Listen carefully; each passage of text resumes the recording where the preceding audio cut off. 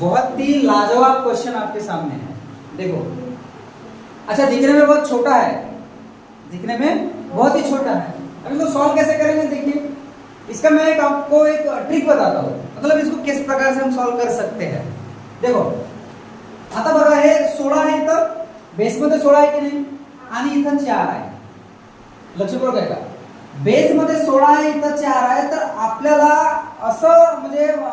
एक गेस करायचा किंवा असं एक संख्या आणायची आहे की इथं पण 4 असायला पाहिजे। म्हणजे आता 16 ला असा कोणत्या फॉर्म मध्ये आपण टाकू की त्याचा पॉवर 4 येईल, 2 चा पॉवर 4 आलं लक्षात, 2 चा पॉवर 4, कारण 2 गुणिला 2 गुणिला 2 गुणिला 2, 2 दुनी 4 दुनी 8 दुनी 16 आलं लक्षात, म्हणजे 2 चा पॉवर 4 आहे, याला ब्रॅकेट मध्ये द्या आणि 7 चा पॉवर 4। मग आता पुढचा नियम म्हणतो की घातांकाचा गुणाकार होतो, म्हणजे 2 चा घात 4 गुणिला 7 चा घात 4, म्हणजे 4 4 कॅन्सल, 2 चा घात 7 आलं लक्षात। हा जर 2 चा घात 7 जर तिथं ऑप्शन मध्ये असेल तर हा फायनल आन्सर आहे, आणि जर समजून घ्या नसेल तर मग 2 ला 7 वेळा गुणाकार करा, 1 2 3 4 5 6 आणि 7, 2 दुनी 4 दुनी 8 दुनी 16 दुनी 32 दुनी 64 दुनी 128, म्हणजे आन्सर किती आला 128।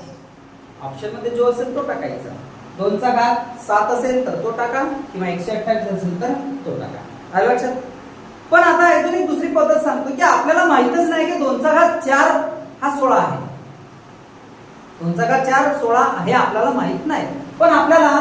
हा वर्ग कोणाचा आहे आता माहित आहे की नाही, माहित आहे ना, म्हणजे याला जर दुसऱ्या पद्धतीने जर सॉल्व करतो म्हटलं तर 16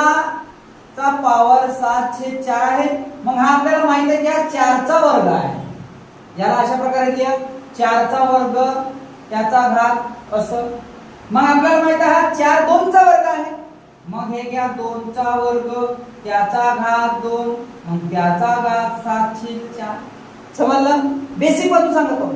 मग आता 2 आहे, मग 2 चा खाली आपल्याला घ्यायचं नाही आहे, मग 2 चा घात 2